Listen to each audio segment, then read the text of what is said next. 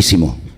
Yo lo hago cuando voy a alguna iglesia y escucho a alguien predicar, enseñar o compartir la palabra. Eso viene bien, no solamente para estar participando directamente del mensaje, de la enseñanza que se está dando, sino que además después tú puedes recordar lo que se dijo, después de una semana, unos días, puedes volver a recuperar tus apuntes. Yo voy a dar un montón de citas esta tarde. Yo estaba pensando hoy mientras preparaba este estudio, con las horas que yo me pego para preparar esto, yo no creo que ninguno de ustedes, discúlpeme si estoy equivocado, sea capaz de recordar todas y cada una de las cosas que en un mensaje se dicen. Es imposible. Y además el de hoy, y los mensajes que voy a dar a partir de hoy, que son enseñanzas, educación cristiana, están plagados de textos bíblicos. ¿Cómo va a recordar usted todos los versículos que a mí me ha costado horas preparar? Es imposible. Entonces tenemos una ventaja. Ustedes como miembros de esta iglesia tienen una ventaja, y es que todo esto queda grabado en internet. Pero todos ustedes ven después los cultos y las enseñanzas. ¿Qué porcentaje? ¿Un 10%? ¿Un 20%? Algunos de ustedes nunca han visto un culto o han vuelto otra vez a escuchar una enseñanza. Entonces yo lo digo y ustedes hagan lo que quieran. Si pueden tomar apuntes, háganlo, hermanos. La mente humana está capacitada para retener no todo lo que escucha, no todo lo que entra. Dicen algunos que solamente el 10% de lo que escuchamos en un mensaje, en un estudio, se logra recordar con el paso de los días. Claro, el que lo da recuerda mucho más porque él lo dio, ¿verdad? Entonces, hoy es la segunda parte de este estudio que lo llamamos educación cristiana, que tenía que estar en la pantalla eso, lo que acaba de salir ahora. Muy bien. Educación cristiana. La Biblia dice que el niño mimoso, el niño caprichoso, el niño consentido, como literalmente dice Proverbios según la versión Reina Valera, será tarde o temprano un motivo de vergüenza para sus padres. Cuando un niño o una niña no está bien educado, te puede dejar con la cara colorada en cualquier momento. Por más que le adviertas, por más que le digas, si el niño no está educado, tarde o temprano, un momento en el que no esperabas que el niño reaccionara así, te puede dejar avergonzado. ¿Y cuántas veces vemos imágenes? Yo en estos días he visto varias, de niños, ayer concretamente vi una, de un niño que llevaba una pataleta, un griterío, un escándalo en la sillita donde lo llevaba la abuela, porque estaba empeñado en que la abuela lo metiera en una tienda y le comprara no sé qué cosa, y como la abuela le dijo que no, el niño montó una rabieta y una pataleta impresionante. Y me vino a la cabeza el versículo de Proverbios: el niño consentido avergonzará a su padre y a su madre. Y en el sentido espiritual, no hay nada peor que ser un cristiano mal educado, falto de enseñanza, falto de conocimiento. Los problemas que muchas veces surgen en las congregaciones no son problemas tanto por cuestiones de Biblia, porque más o menos, cuando una persona decide congregarse en una iglesia, es porque comparte la doctrina o la enseñanza que se transmite en esa iglesia, si no, buscaría otra. Los problemas muchas veces surgen porque uno no reacciona según la enseñanza recibida o no recibida. Yo dije el domingo en la introducción de esta materia que hay creyentes que han sido víctimas de una mala o de una carente enseñanza. Y a veces hay personas que han venido a la iglesia, que ya han estado en otras congregaciones y vienen con sus mañas y vienen con sus carencias, y cuando caen en una iglesia como esta, pues ya empiezan, ¿verdad?, las comparaciones. Es que a mí me dijeron que, y ustedes dicen que, es que resulta que yo allí hacía esto y ustedes no sé qué. Y yo creo que lo mejor que puede haber en la vida es una enseñanza sana, de tal manera que podamos ser creyentes sanos y no personas fluctuantes ni emocionalistas, sino personas bien equilibradas, personas con las cuales el Señor pueda tratar y pueda usar en cualquier momento. Y por eso pienso que es muy importante esta enseñanza de educación cristiana. Los 3 principios sobre los que vamos a basar esta enseñanza son los siguientes. Nosotros tenemos que tener claro nuestra relación con Dios. En segundo lugar, nuestra relación con los semejantes, con el prójimo, con los demás, y nuestra relación con nosotros mismos. Si tienes problema con uno de estos puntos, con una de estas áreas, tu vida en cualquier momento puede ser una bomba. Hay personas que dicen que su relación con Dios está bien, pero su relación con los demás es un desastre. Personas que no logran hacer amistades dentro de la iglesia, personas que juegan con sentimientos de personas dentro de la iglesia, personas que no saben lo que quieren, por muy cristianos que se llamen o que sean. Luego hay personas que tienen un desequilibrio interior impresionante, aparentemente se llevan bien con los demás, pero con ellos mismos tienen unas guerras terribles. Y esos son los desequilibrios que muchas veces se producen en las congregaciones y en la vida de muchos creyentes. Porque nuestra vida, para ser una vida bendecida, una vida equilibrada, una vida sana, tenemos que tener claros estos 3 principios. Nuestra relación con Dios. ¿En qué está basada? ¿Cuándo empezó esa relación? ¿Cómo puedo mantener fresca y viva esa relación con Él? Mi relación con los demás. Yo les dije el domingo, solamente estoy recordando un poquito, que si usted simplemente lo que quiere es escuchar un buen sermón, no hace falta que venga a la iglesia. No hace falta. Hoy en día, los medios de comunicación, el internet, por ejemplo, nos permite estar sentado en el sillón de nuestra casa y en directo, en tiempo real, escuchar una enseñanza, un culto, ver un predicador o lo que sea. Usted ya lo ha escuchado y ya está. Pero es que el Señor no ha diseñado la vida cristiana para que cada uno la viva encerrado en sí mismo. No, yo me quedo en casa, yo leo la Biblia, yo oro al Señor, yo pongo el internet para escuchar a fulano, a mengano, y cuando no me interesa no lo pongo, y así no tengo problemas con nadie. Probablemente no tenga problemas con nadie, el problema lo tiene usted con usted mismo. Porque si usted huye de los hermanos, si usted huye de la iglesia, es por algo. El Señor ha diseñado la vida cristiana para que la vivamos juntos, en armonía, dice la Biblia. Y por eso las cartas de Pablo, de Pedro, de Santiago, de Juan, hablan de cómo se tiene que vivir dentro de la comunidad, dentro de la iglesia, nuestra relación con nuestros hermanos mayores, los que empiezan, los que tienen a lo mejor un punto de vista diferente al que tú tienes, un estilo diferente al que tú practicas.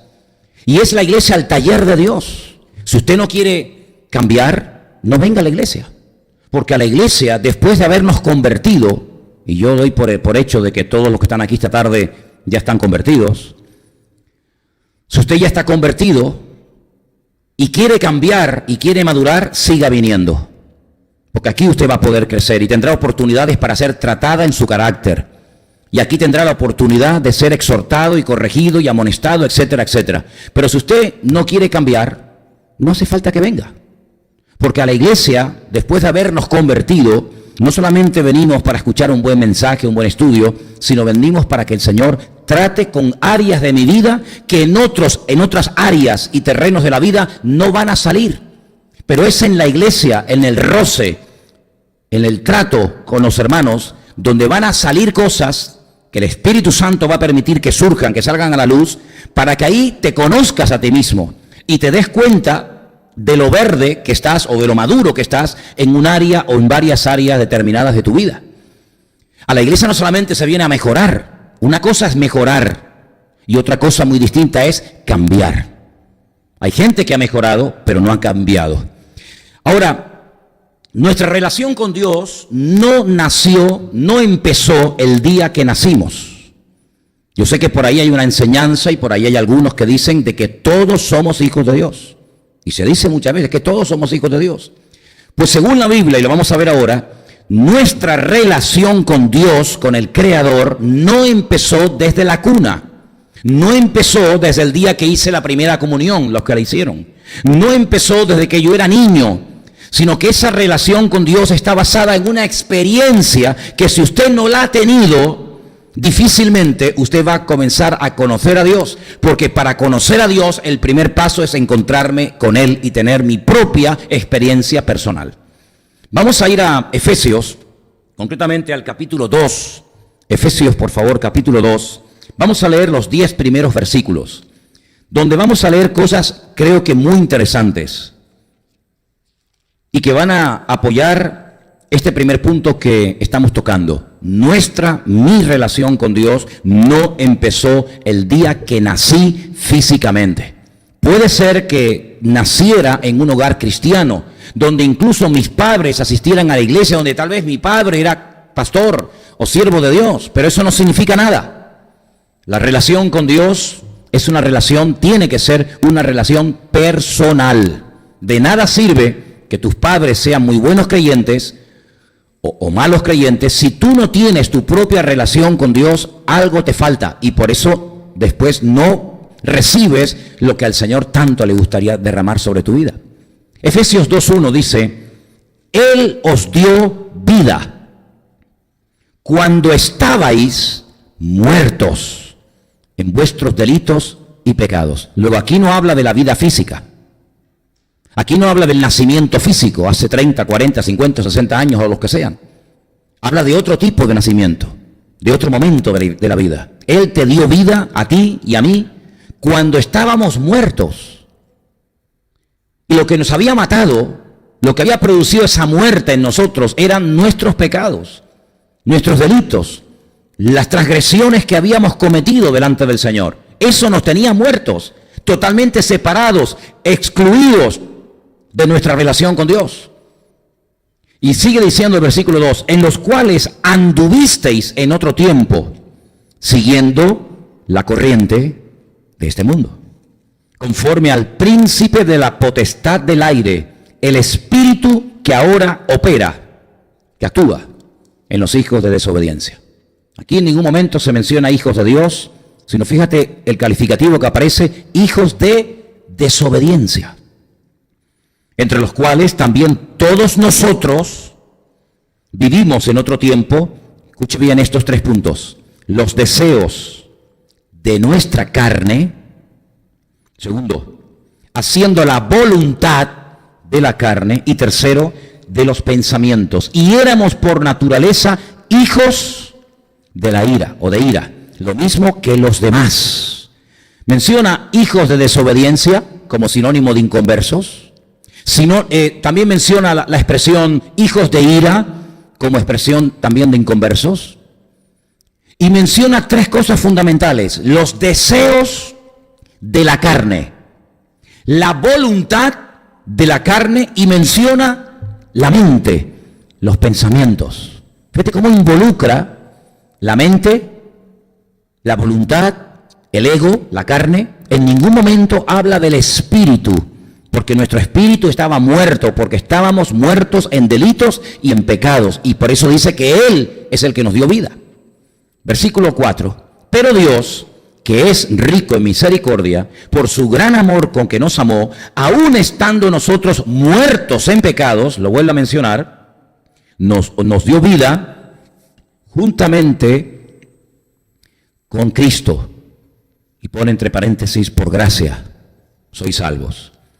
Y juntamente con Él nos resucitó, y asimismo nos hizo sentar en los lugares celestiales en Cristo Jesús. Nos dio vida, nos resucitó, nos dio una posición diferente, sentados en los lugares celestiales con Cristo, para mostrar en los siglos venideros las abundantes riquezas de su gracia en su bondad para con nosotros en Cristo Jesús. La expresión más repetida, más usada por el apóstol Pablo en esta carta es en Cristo, en Cristo, en Cristo. De hecho, les animo a que lean tranquilamente la carta de Pablo a los Efesios y vayan subrayando todas las veces que aparece la expresión en Cristo, en Cristo, en Cristo, para mostrar en los siglos venideros las abundantes riquezas de su gracia. Porque por gracia sois salvos por medio de la fe, y esto no es de vosotros, pues es don de Dios, no por obras, para que nadie se gloríe, porque somos hechura. Otra versión dice: somos poema suyo, creados en Cristo Jesús para buenas obras, las cuales Dios preparó de antemano para que anduviésemos en ellas. De los 3 puntos principales que vamos a estar tocando Dios mediante en los próximos días, próximos cultos, nuestra relación con Dios, nuestra relación con los demás y nuestra relación con nosotros mismos, hoy vamos a enfatizar el primer punto, nuestra relación con Dios, que como acabo de decir, no empezó el día que nacimos, sino más bien el día que nacimos de nuevo, el día que le conocimos, el día que le aceptamos, el día que rendimos nuestra voluntad y nuestros deseos a Él y pasamos, como dice una expresión, de muerte a vida. Ahora, quiero ponerles una imagen para que ustedes vean qué es lo que ocurrió, o qué es lo que ocurría, mejor dicho, antes de conocer al Señor, cómo nuestro ego estaba sentado sobre nuestra vida, sobre nuestra voluntad.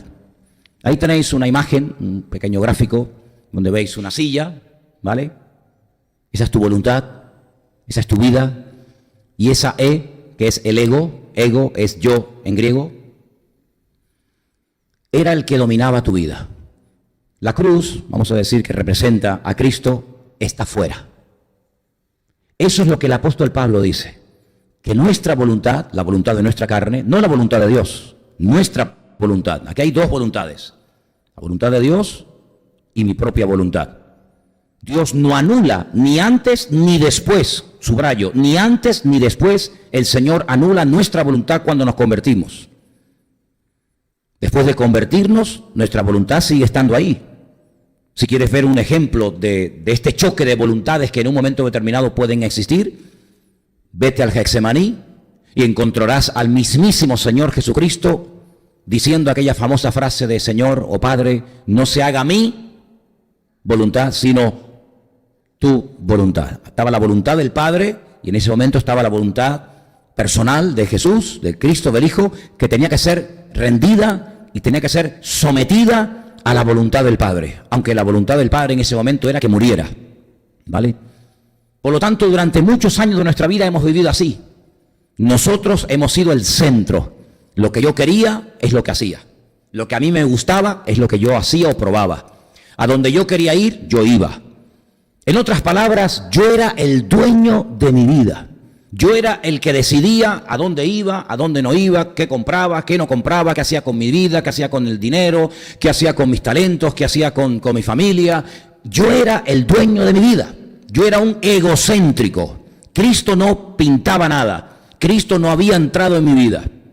Cuando Él entra a mi corazón, porque yo le he invitado, yo le he pedido que el Señor entre a morar dentro de mí, mi voluntad no queda anulada. No es que en el momento en el que yo me convierto ya no puedo, bajo ningún concepto, echar mano nuevamente de mi voluntad.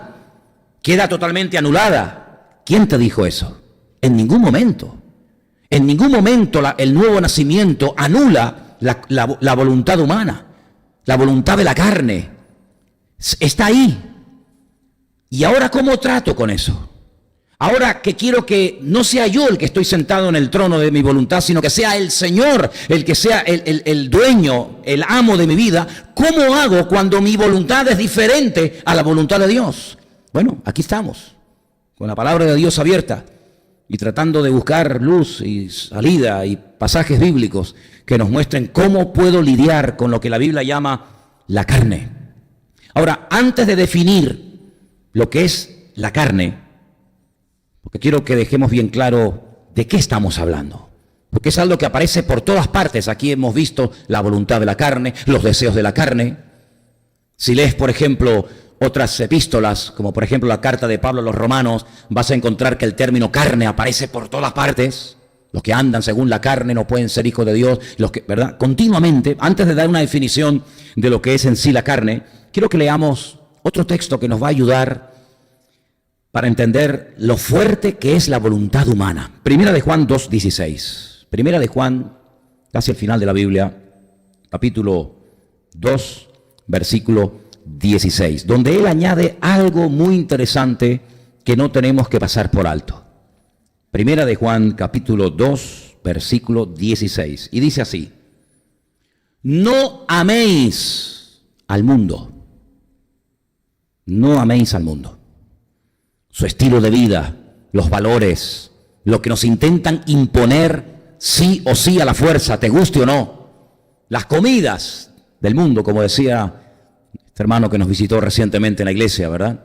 No améis al mundo ni las cosas que están en el mundo. Y ahora dice algo tremendo: si alguno ama al mundo, el amor del Padre no está en él. Así de claro. Si alguno todavía ama al mundo o las cosas de este mundo, es atraído, es seducido continuamente por el sistema de valores del mundo, por el estilo de vida del mundo, dice literalmente la Biblia que Dios, el Padre, no está con esa persona. Amigo, pues esto es una evidencia clara para saber quién es y quién no es un verdadero hijo de Dios.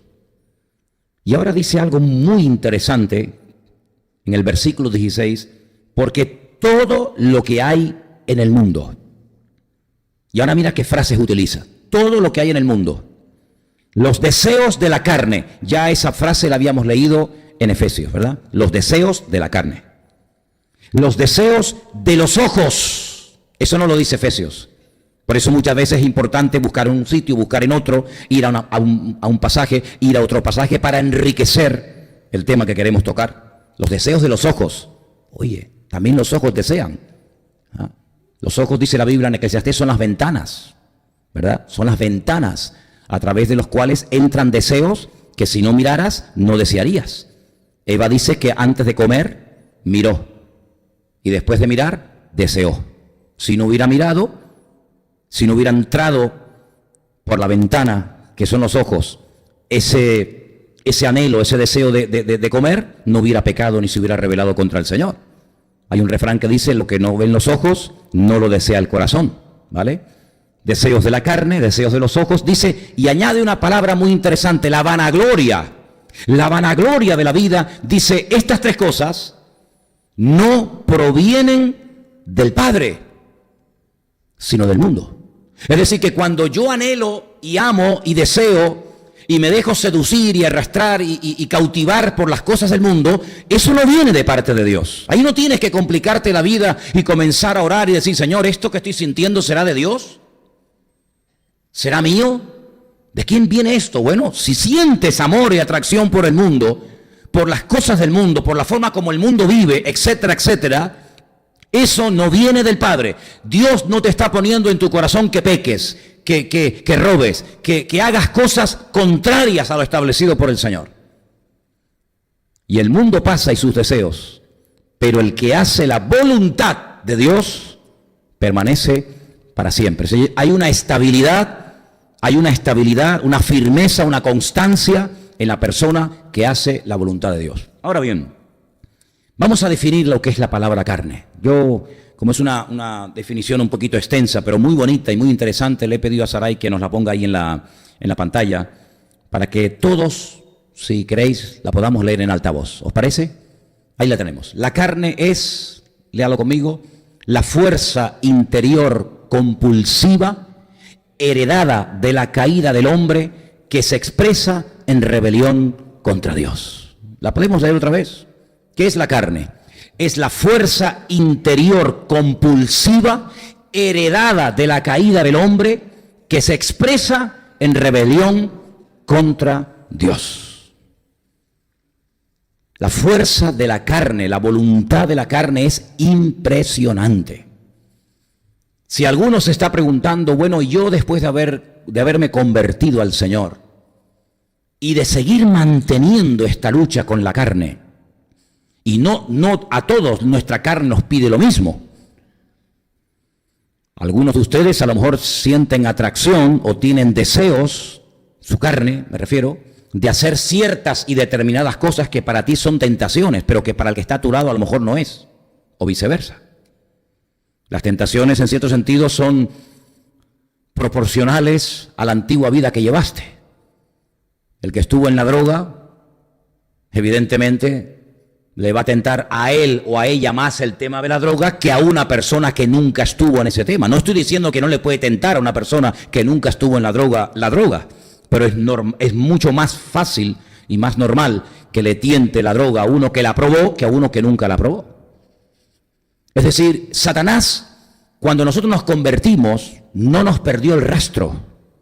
Él sabe que huimos de su territorio. Y él, como perro sabueso, te ha seguido el rastro y sabe dónde te congregas y dónde vives.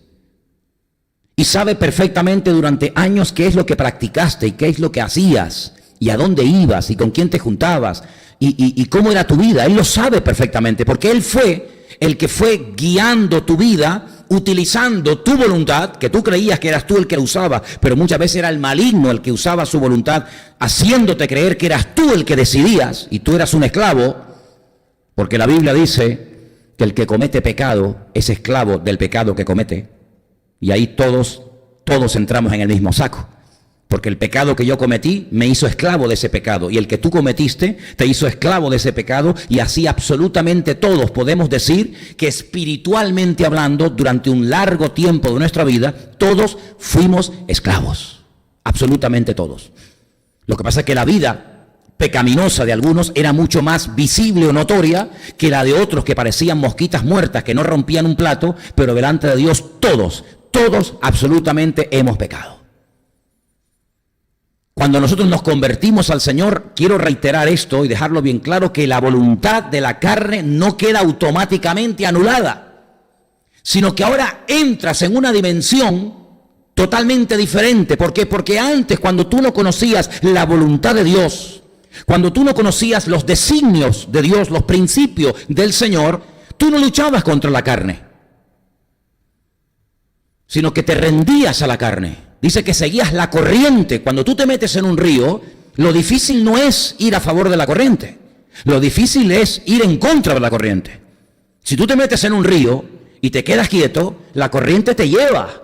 Tú no tienes que hacer nada. La corriente te lleva y a lo mejor te zambulliste, te metiste aquí y apareces a no sé cuántos kilómetros. Porque simplemente quedándote quieto, la corriente te lleva.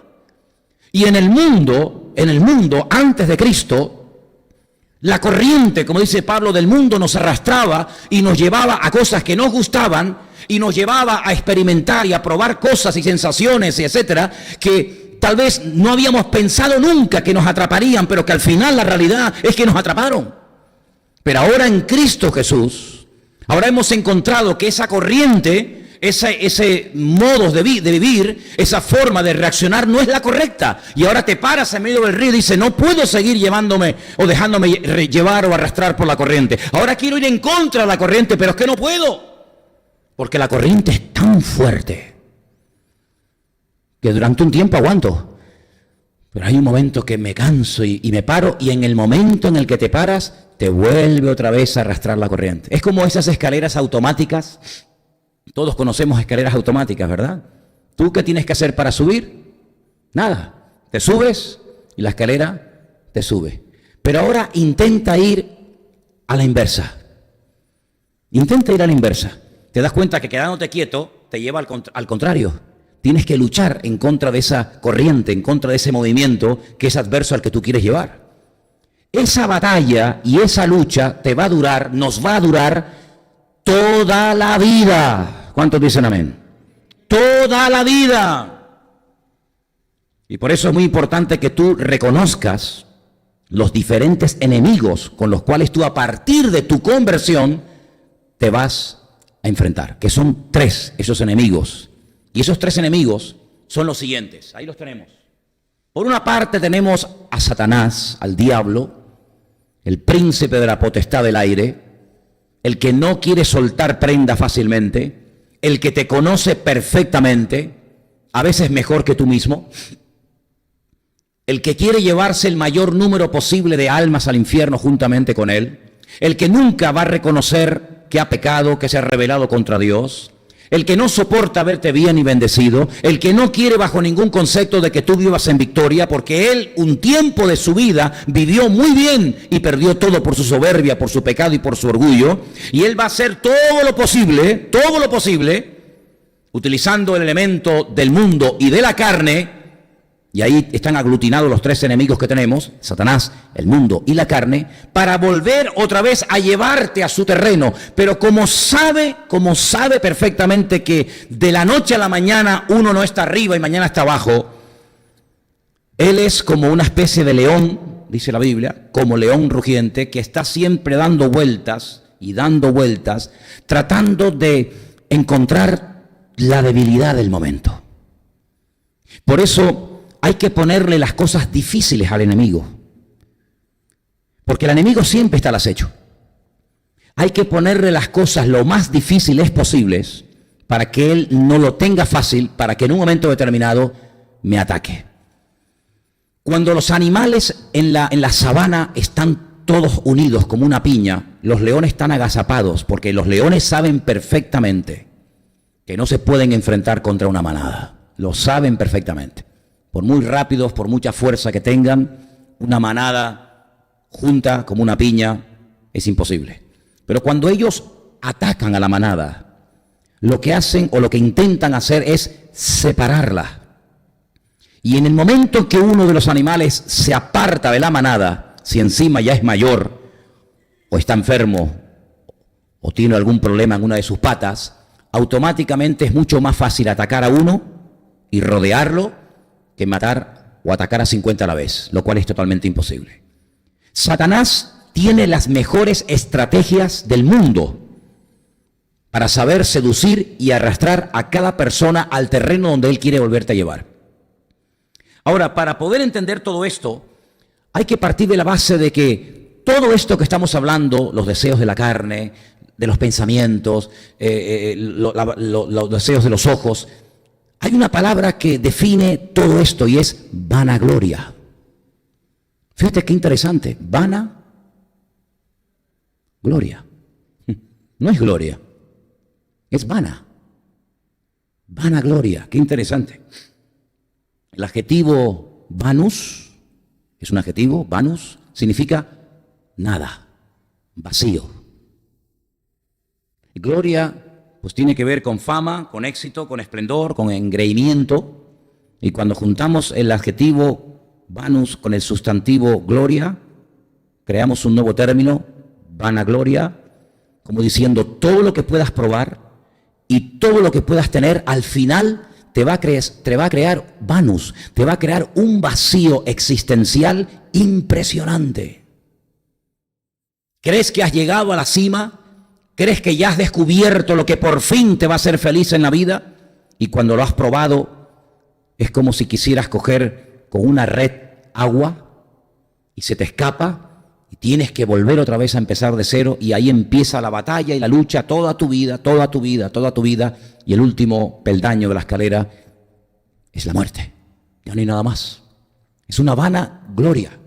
No es una gloria real, es una gloria efímera, es un vacío impresionante, ese vacío que te deja el haber probado algo aparentemente tan extraordinario, y después de haberlo probado, después de haber empezado con aquello, después de haberte metido en ese terreno creyendo que ya eso era lo que tú necesitabas tanto, después resulta de que pierdes el control. Y esa es una de las características, y ese es uno de los ataques favoritos del diablo, hacerte sentir mal cuando pierdes el control. ¿Qué es lo que hace el diablo con el tema de la carne? Dios ha puesto en todos y en cada uno de nosotros deseos carnales naturales. Repito, deseos naturales o carnales naturales. Por ejemplo, comer. Dios no ha diseñado al ser humano para que viva sin comer, ¿verdad? ¿Estamos de acuerdo? ¿Cuánto podemos aguantar sin comer? Si no comemos, tarde o temprano moriremos. Así de claro. Pero ese deseo natural, creado por Dios y que Él mismo llenó, pues comiendo, puede convertirse en tu contra cuando pierdes el control sobre la comida y la comida te controla a ti. Y ahí encontramos gente con una ansiedad tan impresionante que lo que hacen es que se refugian en la comida. Y aquello que fue creado para que con acción de gracias participemos, se te convierte en algo que te domina, hasta el punto que pierdes el control, comes de todo a cualquier hora, fuera de hora, basura, comienzas a tener todo tipo de problemas de la circulación, del corazón, del colesterol, de esto y de aquello, porque algo natural, al perder el control, se te vuelve en tu contra, y ahí entra la glotonería, y ahí entra el abuso, etcétera, etcétera, etcétera. O el otro extremo, ese deseo natural de comer, porque hay que comer para vivir, resulta que tú lo quieres anular. Y ahí te encuentras a personas que se niegan a comer y dicen, no quiero comer. Entonces tiene los dos extremos. En el centro el deseo natural, hay que comer para vivir, no vivir para comer, ¿vale? Hay que comer para vivir. Pero un extremo dice, vamos a comer en exceso, vamos a ir al otro extremo, y venga a comer, y venga a comer, y venga a comer. Y el otro extremo, ¿cuál es? No quiero comer. Y el diablo riéndose a carcajadas de este y de este, porque ha logrado un desequilibrio. Uno se muere de hambre y el otro se está matando lentamente, comiendo, pero se está matando lentamente. ¿Te das cuenta cómo Satanás puede llegar a utilizar incluso los deseos naturales de la carne para volverse en tu contra?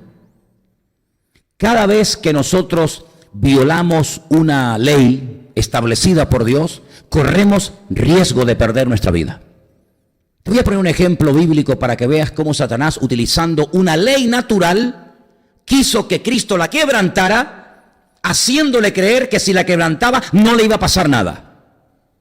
Una de las tentaciones del diablo al Señor Jesucristo, ¿cuál fue? Súbete al pináculo del templo, lánzate al vacío, más de 70, 80, 100 metros de altura, que no te va a pasar absolutamente nada, sino que los ángeles van a venir y te van a sostener para que tu pie no tropiece en piedra. Haciendo una mala utilización, una manipulación de la Escritura, le intenta meter el dardo envenenado a Cristo en la mente de que si Él quebranta una ley que Él mismo creó y estableció, no le va a pasar absolutamente nada. Y el Señor, dándonos una lección de coherencia absoluta, le dice, apártate de mí, Satanás. Al Señor tu Dios adorarás y a Él solo servirás. ¿Cómo que yo para agradar a Dios y para impresionar a las multitudes tengo que quebrantar una ley, la ley de la gravedad, lanzándome al vacío cuando yo mismo he establecido esa ley? Es ir en contra de algo natural, es ir en contra de algo establecido. Y cada vez, si tú quieres reconocer si esa voz que oyes viene de Dios o viene del otro o de ti mismo, tienes que hacerte esta pregunta: ¿esto es algo natural o esto es algo antinatural? ¿Esto es una ley establecida por el Señor, eterna y universal? ¿O esto es un disparate que me quiere a mí llevar a una locura, pasando por encima de leyes que mi Dios y mi Creador ha diseñado? Lo más probable es que si tú te subes a lo alto de un edificio y te tiras abajo, lo más probable que es porque te mates. Lo más probable. Pero es que tengo mucha fe. Pero es que el Señor es mi pastor. Tú haz lo que tú quieras. Pero cada vez que tú quebrantas una ley natural, física, espiritual o de la índole que sea, te la estás jugando, querido amigo. Porque las leyes que Dios estableció son para el orden. Y Satanás es un experto en el hecho de que quebrantemos las leyes. Quebrantar la ley trae consecuencias negativas, efectivamente. Cada vez que quebrantamos una ley moral, espiritual o de la índole o circunstancia que sea, te estás jugando tu integridad física y espiritual. Estás corriendo serio peligro. Como aquel ejemplo que les conté de aquellos jóvenes que querían ir a un culto hace muchos años y no podían ir a la iglesia porque la corriente del río era tan tremenda que rompió el puente. Pues ellos oraron y dijeron: bueno, Señor, nuestro deseo es ir a la iglesia al culto, pero no podemos ir porque el puente se lo llevó la corriente. Pero tu siervo Pedro un día caminó por encima de las aguas y oramos para que tú, Señor, vuelvas a producir ese milagro en nosotros. Y ellos se metieron en el río. Y esto fue verdad. En Indonesia, los chicos terminaron perdiendo la vida porque quebrantaron una ley. Y cuando quebrantamos una ley, las consecuencias a corto y a largo plazo pueden ser terribles. La diferencia muchas veces entre las leyes naturales y las leyes espirituales es la siguiente. La ley natural es inmediata, la ley espiritual a veces es a largo plazo. Me explico. Si usted se sube a lo alto de un edificio y se lanza, la ley de la gravedad inmediatamente te va a demostrar que el hombre no ha sido diseñado para flotar, sino que todo cuerpo es atraído hacia la tierra y te vas a matar. Pero las leyes espirituales, como por ejemplo esa que dice el alma que pecare, esa morirá, no son de cumplimiento inmediato. Y esa es la falsa seguridad que le produce a nuestra carne el hecho de decir, he pecado y no me ha pasado nada. No es como cuando me subo a lo alto de un edificio y me lanzo y me mato y me aplasto contra el suelo. Es una ley inmediata. Yo doy gloria a Dios y creo que todos nosotros, si somos conscientes, deberíamos esa tarde decir, Señor, gracias, porque tus leyes espirituales en la mayoría de los casos no son de cumplimiento inmediato. Porque si nosotros hubiéramos muerto el día que pecamos, pues ninguno de nosotros hubiéramos podido llegar hasta el día de hoy y hubiéramos podido conocer al Señor. Esa fue la falsa seguridad, la falsa confianza que tal vez Eva sintió cuando pecó contra Dios y vio que lo que Dios le había dicho, que el día que pecares morirás, cuando ella vio que no murió, es como que se viró al diablo y le dijo, oye, tú tenías razón, es verdad, tú me has dicho que no voy a morir y he comido y no me he muerto. Entonces, ¿qué pasa? Tú me has mentido. Y ahí entra la lucha entre la carne y el espíritu. Pero eso es por la misericordia de Dios, es decir, la rebelión y el pecado no anula la ley divina, sino que Dios es misericordioso para que desde que peco, el Señor me da un margen de tiempo para que reconozca, pida perdón y vuelva a ser restaurado en mi relación. Por lo tanto, no quebrantes las leyes establecidas por el Señor, porque tarde o temprano las consecuencias van a ser terribles. Satanás es el rey del desorden. Satanás es el rey del desorden. Él ha roto todos los límites habidos y por haber. Él ha sido capaz. La desfachatez del diablo es tan inmensa que ha sido capaz de decirle a Adán y a Eva, Dios os ha mentido. De llamar al mismo Dios mentiroso. No moriréis. De llevarle la contraria al Señor. Y de decirle a Adán y a Eva, o mejor dicho a Eva y después ella a su marido, lo que pasa es que Dios sabe que el día que comáis de este árbol seréis como Él. Y Él no quiere competidores, Él no quiere vuestra prosperidad, Él no quiere vuestra bendición. Y por eso os pone límites, porque no quiere que nadie sea como Él y le haga sombra. Trata a Dios de mentiroso, trata a Dios de injusto y trata a Dios de abusador. ¿Por qué no quieres que sea como tú? ¿Por qué no quieres que crezca y me eleve como tú? Y Eva y también Adán le creyeron a Satanás y comienza una era de desorden y de anarquía total y absoluta. Lo que en el capítulo 1 se había ordenado, en el capítulo 3 se vuelve a desordenar. Lo que en el capítulo 1 se había separado, en el capítulo 3 se vuelve a juntar.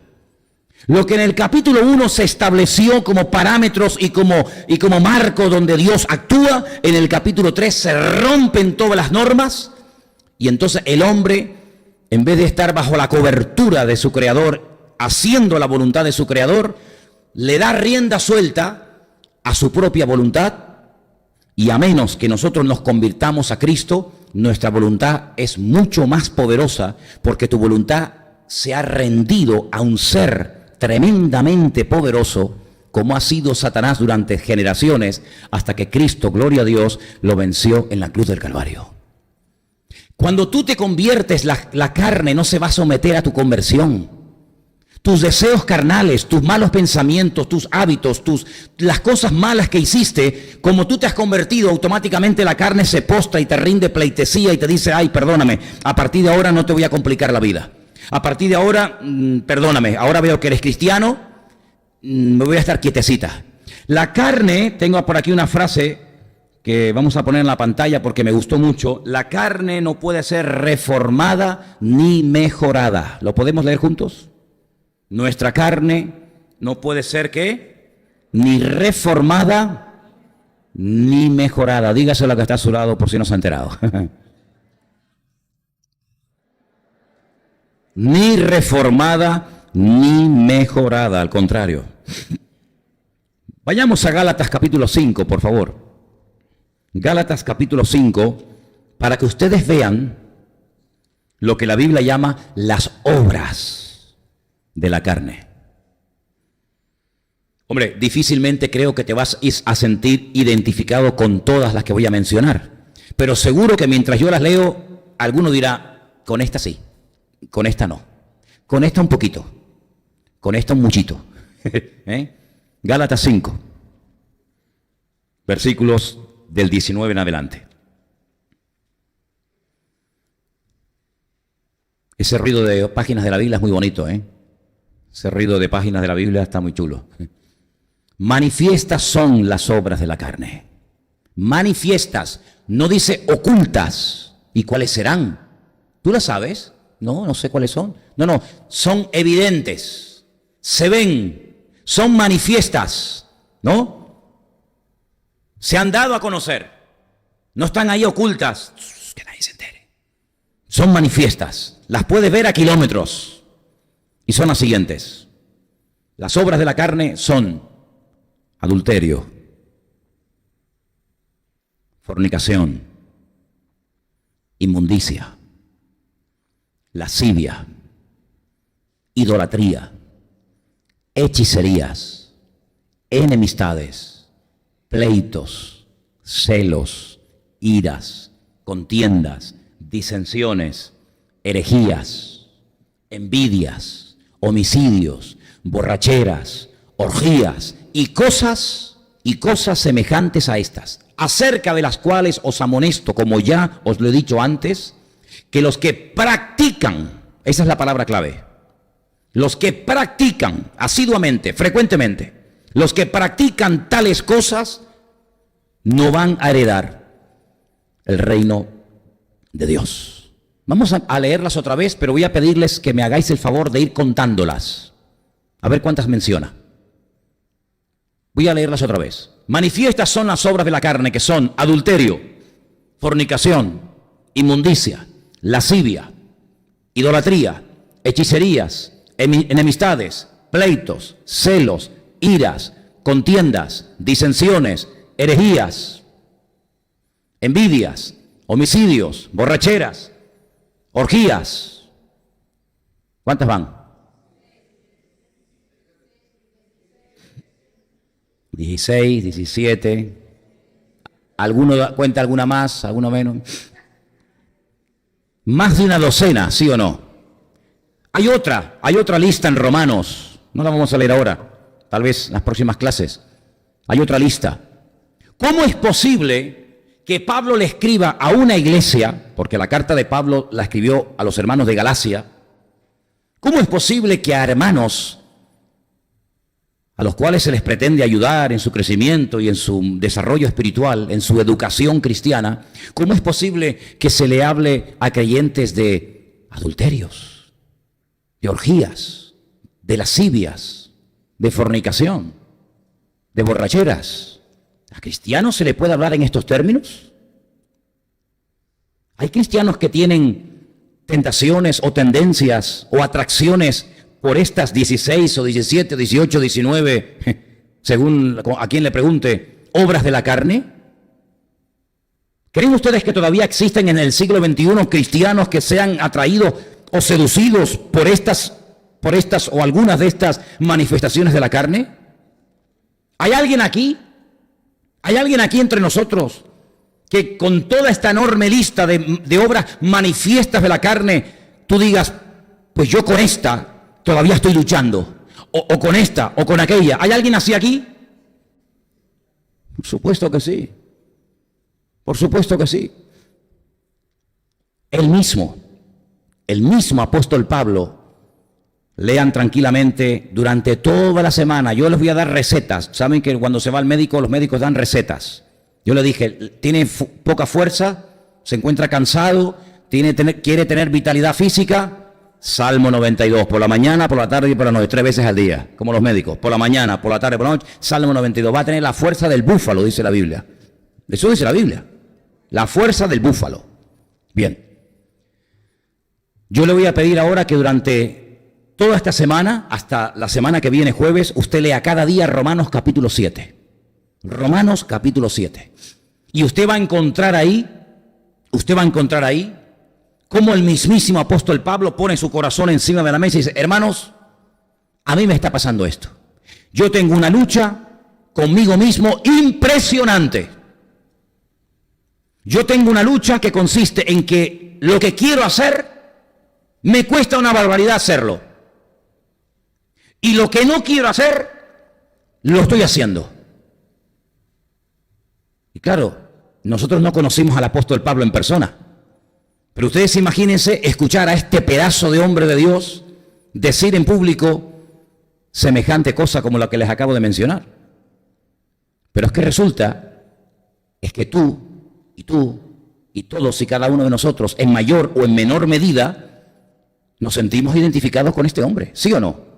Oiga, no, es que Pablo, no, pues vamos a ver, espérate un momento. Es que tú todo lo que quieres hacer lo haces. Es que tú no hay un momento en el día o en la semana o en el mes que has hecho cosas que en el fondo sabes que no se deben de hacer, pero las haces.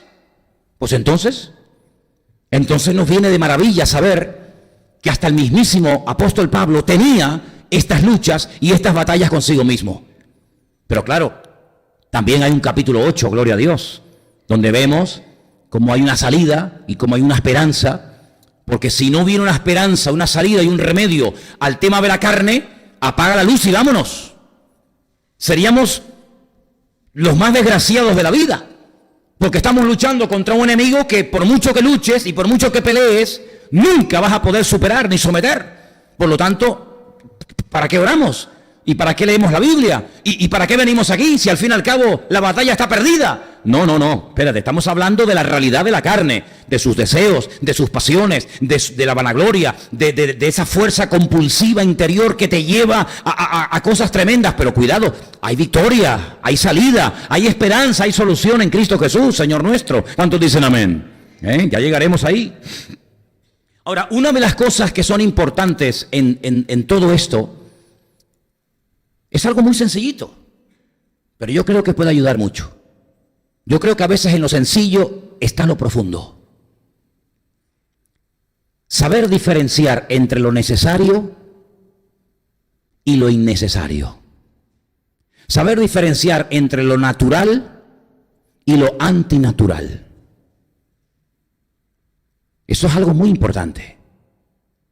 Saber diferenciar, llegar a un punto de decir, bueno, esto que yo siento es natural. Si yo tengo hambre, come, hijo, come, ¿no? Si tu hijo te pide pan, pues dale pan. Si tu hijo te pide un pescado, dale pescado. Es natural, claro. Si tengo frío, pues el cuerpo te está diciendo, oye, tápame, abrígame. Si el cuerpo empieza a sudar y te está mostrando que tiene calor, pues hombre, ya sabes lo que tienes que hacer. Si en el matrimonio tu marido tiene ganas de tener relaciones contigo, mujer, pues es que es normal. Es que es normal. Y si tu esposa quiere tener relaciones contigo, es que es normal. Es el deseo natural, dice la Biblia. Y el marido, dice la Escritura, tiene que cumplir el deber conyugal con su esposa. No, es que estoy ahora en el espíritu. Yo desde que me convertí, estoy solamente en el espíritu. Ya, yo es que no he llegado todavía a ese nivel, ¿sabes? Yo aún estoy aquí. ¿Vale? Échame un hueso de vez en cuando. Échame un huesito. ¿Vale? Es natural. Lo que no es natural es que todo el santo día tú estés pensando en el sexo. Lo natural es que tu marido quiera estar contigo. Y hermana, dele gloria a Dios que su marido quiere estar con usted. Porque tú dices, oye, una pregunta, ¿tú nunca tienes ganas de estar conmigo? ¿A ti qué te pasa? ¿Tú qué estás haciendo? ¿No? Eso es lo natural, es lo que Dios ha establecido. Dice, y no os neguéis. Es que dice más de la Biblia. Es que la Biblia es muy interesante. Dice, y no os neguéis el uno al otro. No castigues nunca a tu marido, ni castigues nunca a tu mujer absteniéndote de atenderla sexualmente. Porque es que es bíblico. Dice, a no ser, cuidado, a no ser de mutuo consentimiento Porque oye, estás en un tiempo de oración, de ayuno, de búsqueda sincera del Señor y quieres estar ahí, de acuerdo, pero cuidado. Después os volvéis a juntar en uno para que Satanás no os tiente debido a vuestra incontinencia. Ay, amigo, ¿vale? Porque lo natural es que el hombre quiera estar con su mujer y la mujer quiera estar con su marido. Pero lo que no es normal, como acabo de decir, es estar todo el santo día con el tema del sexo. Lo que no es normal, que quieras estar con otros hombres o con otras mujeres. Lo que no es normal es que a ti el sexo te domine, en vez de tú dominarlo, como tienes que tener control y dominio, porque el Señor te ha dado poder y autoridad para ser cabeza y no para ser cola de nada ni de nadie. ¿Cuántos dicen amén? Entonces, el saber diferenciar, ¿esto es algo natural? Oye, pues sí. No, esto ya se pasa, como decían las señoras mayores, de castaño oscuro. No decían así la señora, esto se pasa de castaño oscuro. Esto no es normal, tú. Una pregunta, ¿esto es necesario? ¿El comer ahora al mediodía juntos en casa? Pues sí, hijo, es necesario, ¿sabes? Y es bonito, y estar juntos comiendo. Pero esto de que te levantes por la noche 30 veces a comer, y venga a comer, y venga a comer, y venga a comer, y ahora un pastel, y mañana otro, y ahora... Esto no es normal, tú. Esto no es normal. Esto no es natural. Que tú tengas hambre y que un día te quieras comer un pastel y que un día quieras comerte una buena comida, sí, no hay problema. Pero cuidado, porque en el momento en el que de lo natural se pasa a lo no natural, a lo antinatural, y en el momento en que se pasa de lo necesario a lo innecesario, cuidado, porque estás abriendo una brecha al enemigo donde por lo natural aparentemente se te mete y se te vuelve en tu contra y pierdes el control. Ahora, una de las mejores maneras, aparte de estos principios elementales para diferenciar una cosa de otra, una de las mejores maneras de matar a la carne, ¿sabes cuál es? Lo natural es un reflejo de lo espiritual, ¿sí o no? Si tú a una persona no le das de comer, ¿qué le pasa? ¿Se muere? ¿Sí o no? ¿Habrá alguna posibilidad de que una persona sin comer pueda vivir toda la vida? Ninguna. Ninguna. Luego, si el Señor nos muestra que no comiendo podemos morir, ¿por qué no trasladamos lo natural al terreno de lo espiritual? Y decimos, si el Señor me enseña a mí que no comiendo me muero, yo lo que voy a hacer a la carne, a ese ego, a ese deseo descontrolado por lo sexual, por la bebida, por la comida, por la lujuria, por lo que sea, lo que voy a hacer es exactamente lo mismo. Le voy a matar de hambre.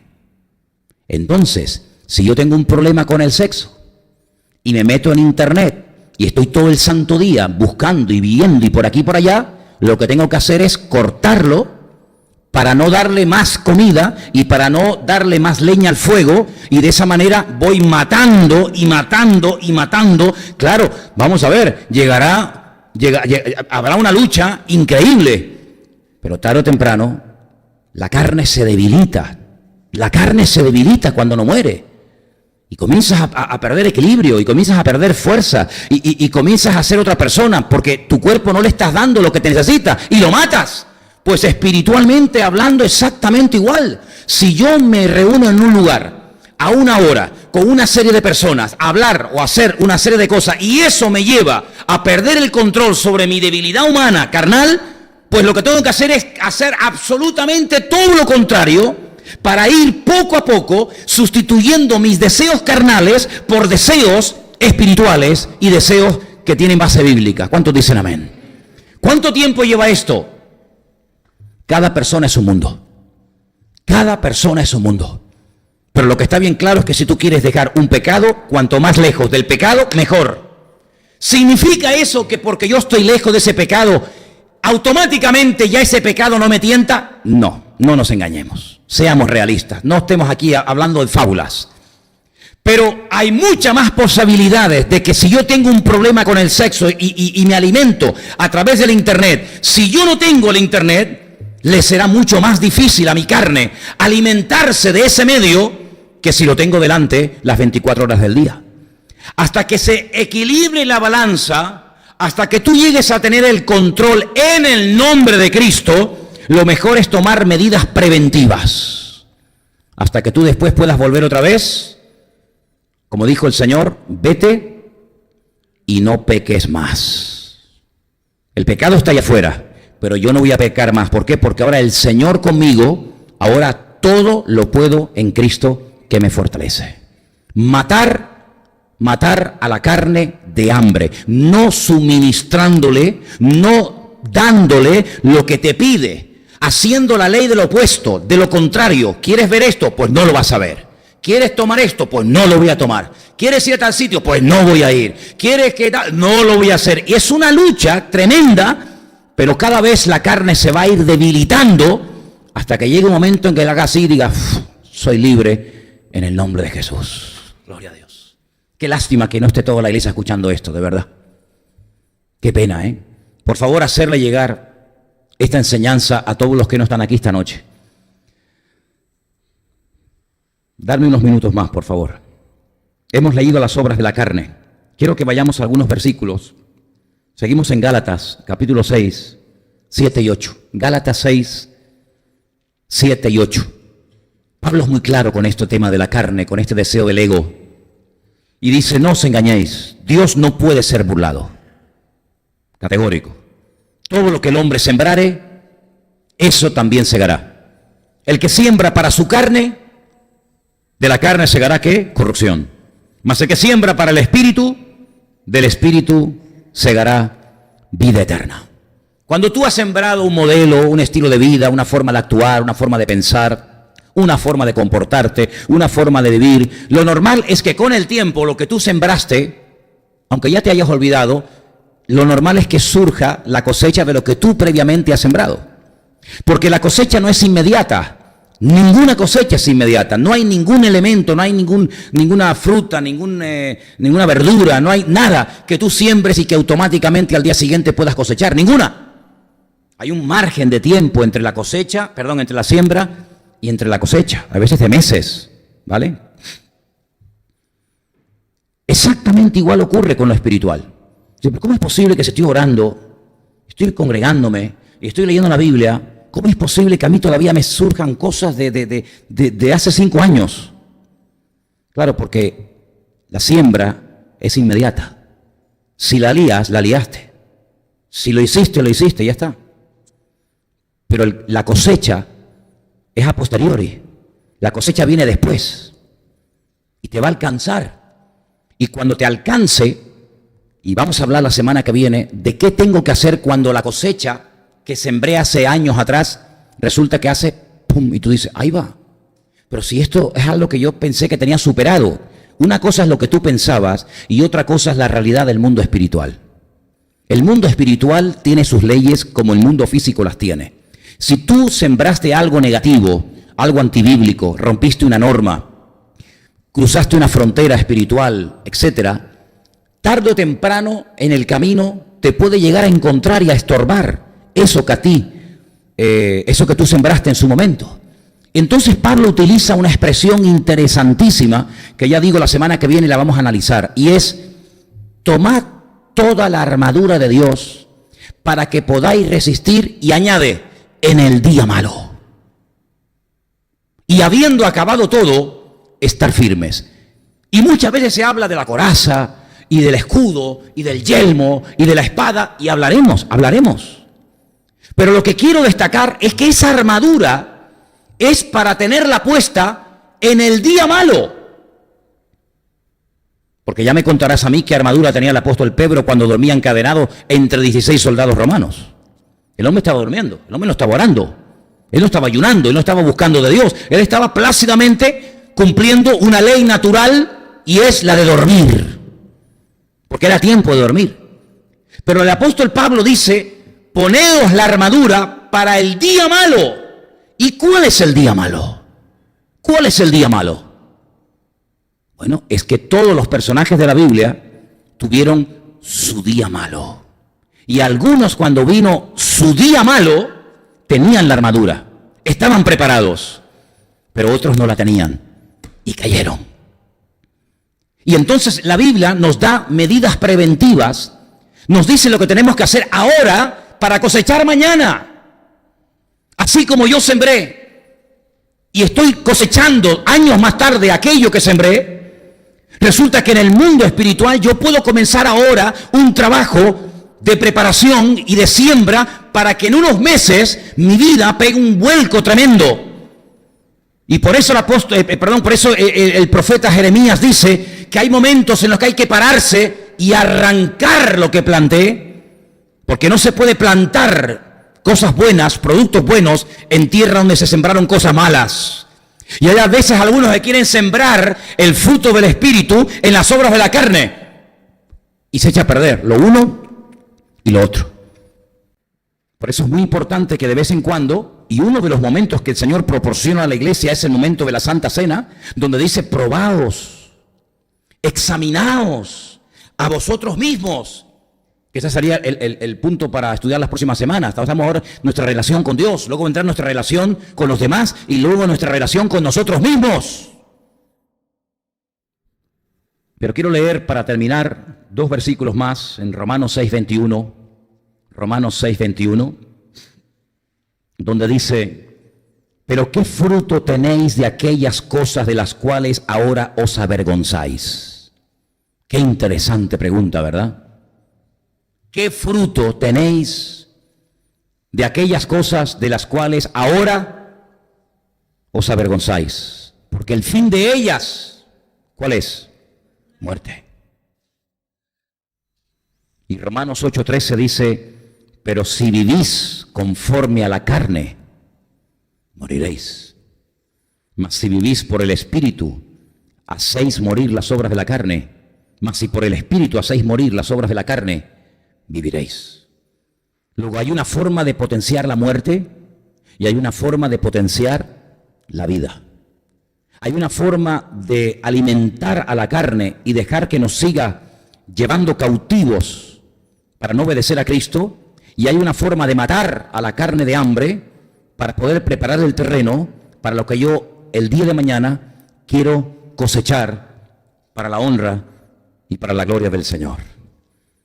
Y la semana que viene, porque se nos ha ido el tiempo, vamos a ver algunas salidas, algunas opciones que nos da la Biblia. Concretamente tengo apuntada aquí en esta última página 7 salidas, 7 opciones para poder superar la carne. Hemos dado algunas pinceladas en esta tarde: matar a la carne de hambre, cambiar de ambiente, cambiar hábitos mundanos por hábitos espirituales. Pero la próxima semana, con Biblia en mano, con la Biblia en la mano, he hecho una selección, creo que muy buena, de textos bíblicos para que podamos ir trabajando en este área en la que todos, absolutamente todos y cada uno de nosotros nos sentimos, unos más, otros menos, identificados, porque todos luchamos con la carne. Unos porque tienen un deseo incontrolado por algunas cosas, otros porque tienen una falta de control y de equilibrio en otras áreas determinadas de su vida. Pero la Biblia a todos los hijos de Dios, a todos y a cada uno de nosotros, nos da la salida y las herramientas para que no seamos víctimas de lo que durante tantos años nos dominó y nos controló, sino que podamos superar. No mejorar, porque yo quiero dejar bien claro esto, que no es cuestión de mejorar, de portarnos bien, no. Es cuestión de cambiar. No queremos con estas clases de educación cristiana mejorar nuestros hábitos, mejorar nuestra forma de hablar, mejorar nuestro régimen alimenticio, mejorar nuestros hábitos y costumbres. No, yo no quiero mejorar, yo lo que quiero es cambiar. Porque lo mejor para mí puede ser lo peor para Dios. Yo he guardado tus mandamientos desde mi juventud, pero el Señor le dice: pero a ti te falta una cosa. Claro, tú tienes un concepto de que tú lo has cumplido todo, pero sin embargo notas que te falta una cosa. ¿Y qué es? Esto y esto. Es decir, con tu línea, con tu patrón de conducta religiosa, al fin y al cabo, a lo que tú has llegado, a la conclusión a la que tú has llegado, es que la insatisfacción no ha desaparecido de tu vida. Por eso vienes a mí. Yo he guardado todo esto desde mi juventud, pero ¿qué tengo que hacer? Y el Señor le dice: lo que tienes que hacer es esto y esto. Entonces en la Biblia encontramos lo que tenemos que hacer para poder superar este tema y con la ayuda del Señor podremos vencer a estos tres enemigos. Como vimos antes, al diablo, al mundo y a la carne. Y algunos dirán, pero si yo tengo que pelear contra el mundo y no amarlo, ¿por qué dice la Biblia que Dios lo amó? ¿Por qué dice la Biblia que Dios amó al mundo? Y lo amó de tal manera que no pudo quedarse de brazos cruzados, sino que dio a su Hijo. Y a mí me dice que no lo ame. ¿Y cómo Él lo amó?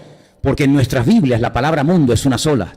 Y por el contexto, yo tengo que saber a qué se está refiriendo el Señor. Pero gracias al Señor, en el texto griego en el que se escribió el Nuevo Testamento, hay diferentes palabras para saber a qué se refiere el Señor en Juan 3:16, cuando dice que de tal manera amó Dios al mundo. ¿Y a qué se refiere Juan cuando dice no améis al mundo, ni las cosas que están en el mundo? ¿No? ¿En qué quedamos? ¿Lo amo o no lo amo? Nosotros a ese mundo del cual hablaremos Dios mediante en las próximas clases, no tenemos que amarlo, ni sentirnos identificados, ni atraídos en ningún momento. Pero a la otra palabra que se refiere la Escritura, cuando dice que el Señor amó al mundo, a ese mundo sí que había que amarlo. Y había que hacer algo por él, ¿verdad? Entonces, repasen lo que han apuntado. Todo esto queda grabado, ustedes pueden volver a verlo otra vez en internet, a través de YouTube, a través del Facebook de la iglesia. Pásenle este mensaje, esta enseñanza a través de, en fin, ustedes saben cómo, a otros hermanos que no han estado aquí esta tarde, que yo creo que les vendría muy bien la enseñanza.